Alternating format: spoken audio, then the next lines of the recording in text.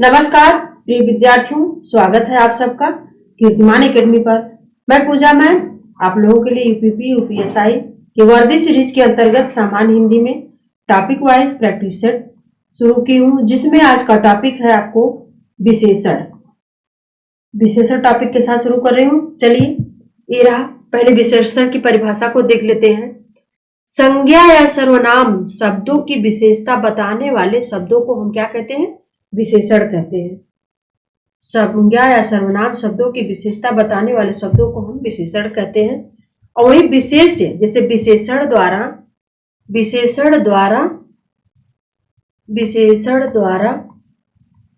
जिसकी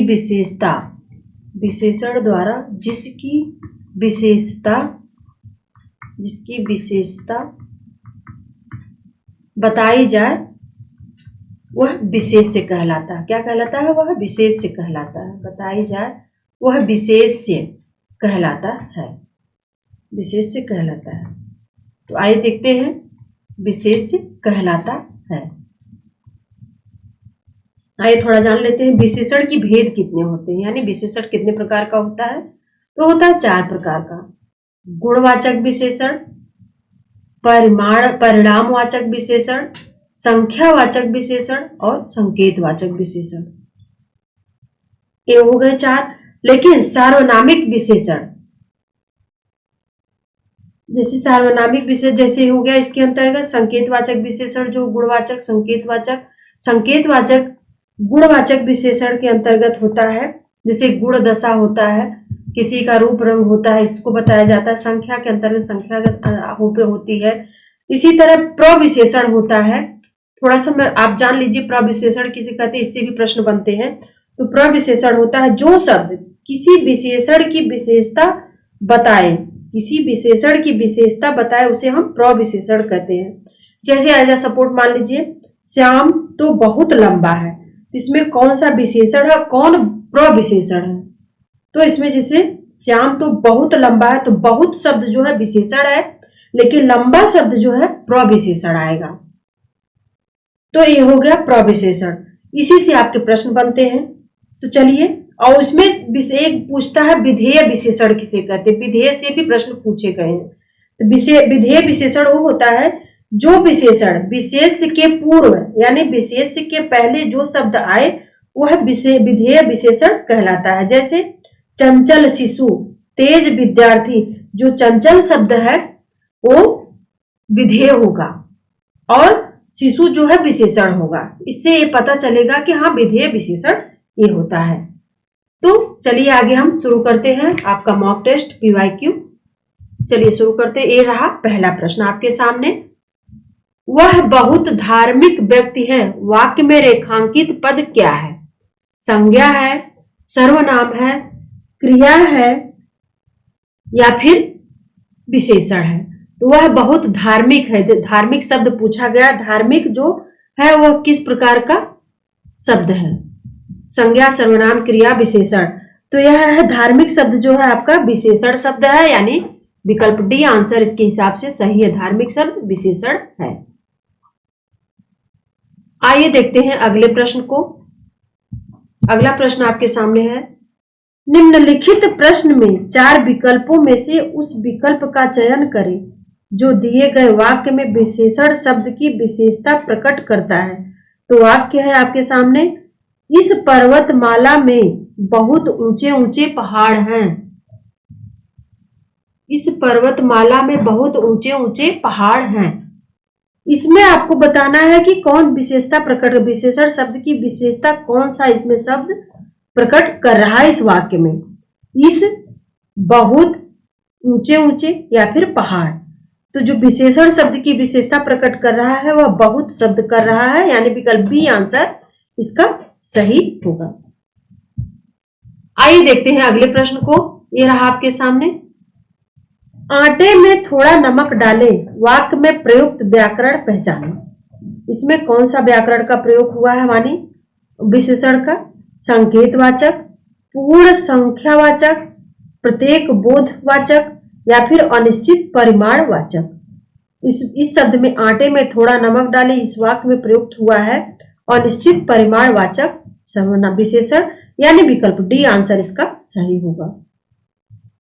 आइए देखते हैं अगले प्रश्न को। निम्नलिखित में विशेषण है, इसमें से कौन किसमें विशेषण है, किस शब्द में? लंबाई, बुढ़ापा, समझ या फिर शांत। इसमें विशेषण आपको बताना है किस शब्द में, इसमें विकल्प में से किसमें विशेषण है।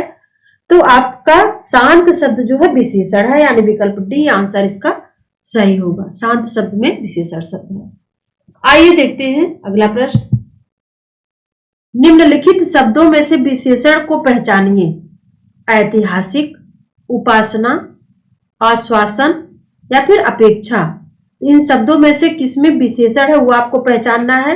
तो ऐतिहासिक शब्द विशेषण शब्द है, यानी विकल्प ए आंसर इसका सही होगा। इसी तरह उपासना का उपासित होता है, इतिहास का ऐतिहासिक जैसे बना है विशेषण शब्द, उसी तरह उपासना का उपासित होगा, आश्वासन का आश्वासित विशेषण होगा। आइए देखते हैं अगले प्रश्न को। विशेषण के मुख्यतः कितने भेद होते हैं? अभी मैं पीछे बताई हूं आपको, 3, 4, 6 और 2 कितने होते हैं? तो विशेषण के मुख्यतः 4 भेद होते हैं। विकल्प बी आंसर इसका सही होगा। विकल्प बी आंसर। अगला प्रश्न है आपके सामने। निम्नलिखित में से कौन सा विशेषण नहीं है? इनमें से किसमें विशेषण नहीं? पथरीला, नमकीन, बर्फीला या फिर नमक। इन सब 4 शब्दों में से किसमें विशेषण नहीं है? तो पथरीला, बर्फीला, नमकीन इसमें विशेषण है। नमक शब्द में विशेषण नहीं है। नमकीन शब्द होता नमक की जगह तो विशेषण होता, इसलिए विकल्प डी आंसर इसका सही है, इसमें विशेषण नहीं है। आइए देखते हैं अगले प्रश्न को। विशेषण। आइए देखते हैं अगले प्रश्न को। समझदार शब्द विशेषण का कौन सा भेद है? समझदार शब्द विशेषण का कौन सा भेद है? अभी जो चारों भेद बताई हूं उसी में से समझदार के लिए कौन से भेद का प्रयोग होगा? सार्वनामिक विशेषण, संख्यावाचक विशेषण, परिमाणवाचक विशेषण या फिर गुणवाचक विशेषण। समझदार शब्द के लिए विशेषण का भेद होगा, समझदार के लिए गुणवाचक विशेषण के अंतर्गत आता है, यानी विकल्प डी आंसर इसका सही होगा। आइए देखते हैं अगले प्रश्न को। ये रहा आपके सामने।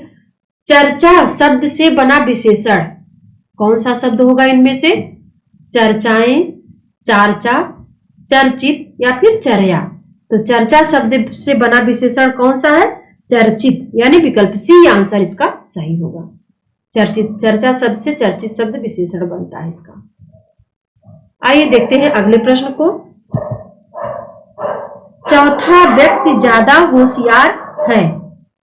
इस वाक्य में चौथा क्या है? गुणवाचक विशेषण है, क्रिया विशेषण है, उपर्युक्त तीनों है या फिर संख्यावाचक विशेषण है।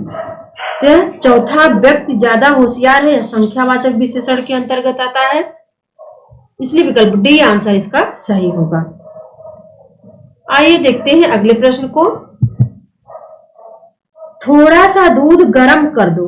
इस वाक्य में विशेषण का कौन सा भेद है? थोड़ा सा दूध गर्म कर दो गुणवाचक विशेषण है, निश्चित संख्यावाचक विशेषण है, सार्वनामिक विशेषण है या फिर अनिश्चित परिमाणवाचक विशेषण है। तो थोड़ा सा दूध गर्म कर दो, इसमें संख्या नहीं बताई गई, मात्रा नहीं बताई गई है, इसलिए अनिश्चित परिमाणवाचक विशेषण होगा, इसलिए विकल्प डी आंसर इसका सही है। आइए देखते हैं अगला प्रश्न। ये रहा। यह कुत्ता मेरा है। इस वाक्य में प्रयुक्त विशेषण का प्रकार बताइए। यानी यह कुत्ता मेरा है, यह वाक्य में किस प्रकार का विशेषण का प्रयोग किया गया? किस प्रकार के? संख्यावाचक विशेषण का प्रयोग हुआ है, गुणवाचक का, सार्वनामिक का या फिर परिमाणवाचक का? यह कुत्ता मेरा है, इसमें प्रयोग हुआ सार्वनामिक विशेषण का प्रयोग हुआ, यानी विकल्प सी आंसर इसका सही होगा। आइए देखते हैं अगले प्रश्न को। भारत की सबसे चौड़ी नदी ब्रह्मपुत्र तथा सबसे लंबी नदी गंगा है। वाक्य में प्रयुक्त सबसे क्या है? किस प्रकार का शब्द है? क्रिया विशेषण है, विशेषण है, विशेष्य है या फिर प्रविशेषण है? तो इसमें जो सबसे शब्द का पूछा गया है किस प्रकार का है? यह है प्रविशेषण, यानी विकल्प डी आंसर इसका सही होगा। आइए देखते हैं अगले प्रश्न को। चंद रुपए बचाने के चक्कर में कई लोगों को शर्मसार होना पड़ा। इस वाक्य में प्रयुक्त विशेषण का भेद पहचानिए। यानी इस वाक्य में किस प्रकार का विशेषण का प्रयोग किया गया वो आपको बताना है। निश्चित संख्यावाचक, विभाग बोधक, अनिश्चित संख्यावाचक या फिर निश्चित परिमाणवाचक। तो इसमें चंद रुपए, क्योंकि स्पष्ट नहीं इसमें लिखा गया कितने रुपए, इसलिए अनिश्चित होगा। अनिश्चित संख्यावाचक विशेषण का प्रयोग हुआ, इसलिए विकल्प सी आंसर इसका सही होगा। आइए देखते हैं अगला प्रश्न। ये रहा आपके सामने। विशेषण की विशेषता बताने वाला शब्द क्या कहलाता है? विशेषण की विशेषता बताने वाला शब्द क्या कहलाता है? विधेय विशेषण कहलाता है, प्रविशेषण कहलाता है, क्रिया विशेषण कहलाता है या फिर उद्देश्य विशेषण कहलाता है? तो विशेषण की विशेषता बताने वाला शब्द प्रविशेषण कहलाता है, यानी विकल्प बी आंसर इसका सही होगा। आइए देखते हैं अगले प्रश्न को। इलाहाबादी अमरूद मीठे होते हैं, यहाँ क्या विशेषता बताई जा रही है? किसकी विशेष? दशा की, गंध की, स्वाद की या फिर स्थान की? इसमें किस दशा के क्या बताया जा रहा है, विशेषता बताई जा रही है? इसमें बताया है स्थान का, यानी यहाँ स्थान की विशेष, इलाहाबादी अमरूद यानी स्थान की विशेषता बताई जा रही है, इसलिए विकल्प डी आंसर इसका सही होगा। आइए देखते हैं अगले प्रश्न को। इनमें कौन सा परिमाणवाचक विशेषण का उदाहरण नहीं है? अनगिनत तारे, 50 गज जमीन, 2 किलो सेब, 10 लीटर पानी। इसमें परिणामवाचक विशेषण का उदाहरण नहीं है, यानी और सब परिमाणवाचक का विशेषण है लेकिन एक नहीं है। इसमें अनगिनत तारे परिमाणवाचक विशेषण का उदाहरण नहीं है, इसलिए विकल्प ए आंसर इसका सही होगा। आइए देखते हैं अगला प्रश्न। ये रहा आपके सामने। परिमाणवाचक विशेषण द्वारा किसका बोध होता है? क्रिया के होने के समय का, क्रिया के नाप तौल का, क्रिया के स्थान का या फिर क्रिया की रीति का? तो परिमाणवाचक विशेषण के अंतर्गत आता है क्रिया के नाप तौल, यानी वस्तुओं का नाप तौल होता है जो उसमें उसे परिमाणवाचक शब्द कहते हैं, इसलिए क्रिया के नाप तौल का इसमें विशेषण का बोध हो रहा है, इसलिए विकल्प बी आंसर इसका सही होगा। आइए देखते हैं अगला प्रश्न।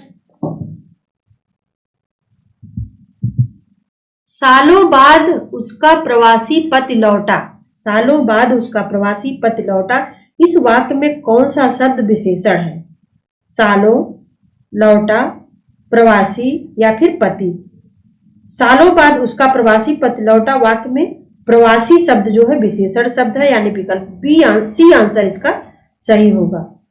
इसका विकल्प सी आंसर इसका सही होगा। आइए चलते हैं अगले प्रश्न को देखते हैं। से संज्ञा या सर्वनाम शब्द की विशेषता प्रकट होती है, यानी किससे? विशेष से, विशेषण से, संज्ञा से या फिर विशेषता से? तो विशेषण से संज्ञा या सर्वनाम शब्द की विशेषता प्रकट होती है, यानी विकल्प बी आंसर इसका सही होगा। विशेषण से संज्ञा। अगला प्रश्न है आपके सामने। मोह शब्द कौन सा विशेषण है? मोह शब्द कौन सा विशेषण? सार्वनामिक विशेषण है, परिमाणवाचक विशेषण है, संख्यावाचक विशेषण है या फिर गुणवाचक विशेषण है? मोह शब्द, मोह एक प्रकार का भाव होता है, इसलिए मोह शब्द होगा गुणवाचक विशेषण में, यानी विकल्प डी आंसर इसका सही है। आइए देखते हैं अगला प्रश्न। दादी ने ढेर सारे खिलौने खरीदे, इस वाक्य में प्रयुक्त विशेषण कौन सा है?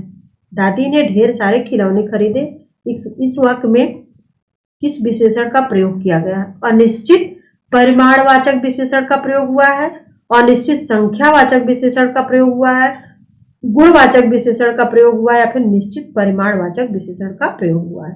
तो इस दादी ने ढेर सारे खिलौने खरीदे, यानी स्पष्ट नहीं दिया गया कितने खिलौने खरीदे, ढेर सारे, इसलिए होगा अनिश्चित संख्यावाचक विशेषण, यानी विकल्प बी आंसर इसका सही होगा।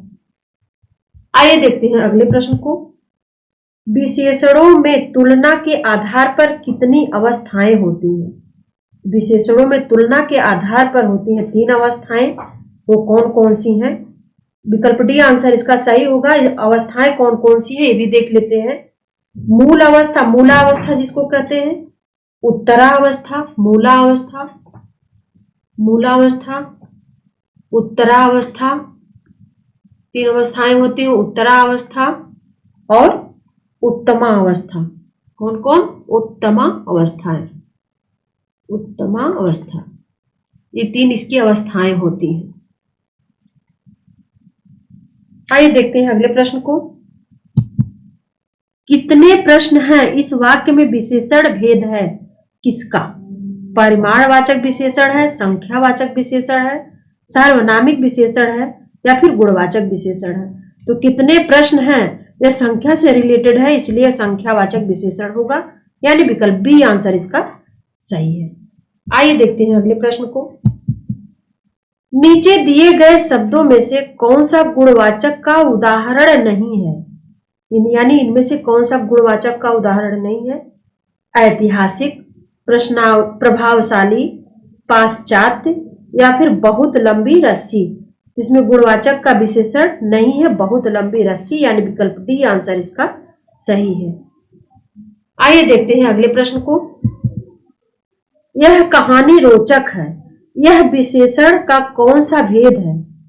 यह शब्द जो है विशेषण का कौन सा भेद है? तो संकेतवाचक का भेद है, निश्चित संख्यावाचक का भेद है या फिर सार्वनामिक का भेद है या फिर गुणवाचक का भेद है? तो यह शब्द जो है सार्वनामिक का भेद है, सार्वनामिक विशेषण है, यानी विकल्प सी आंसर इसका सही है। आइए देखते हैं अगले प्रश्न को।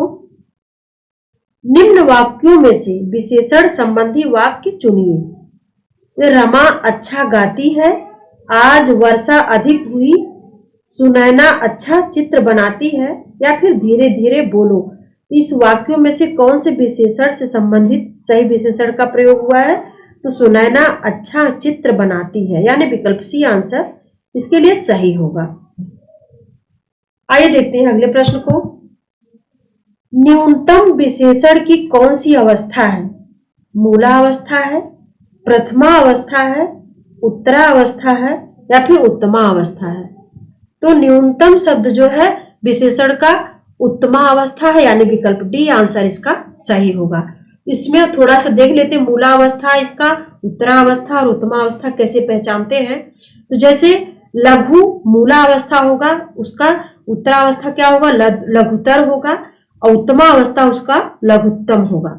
ये बात ध्यान है। जैसे निम्न का निम्न होगा मूला अवस्था, निम्नतर उसका होगा उत्तरा अवस्था और निम्नतम होगा उसका उत्तमा अवस्था। ये बात ध्यान रखिएगा।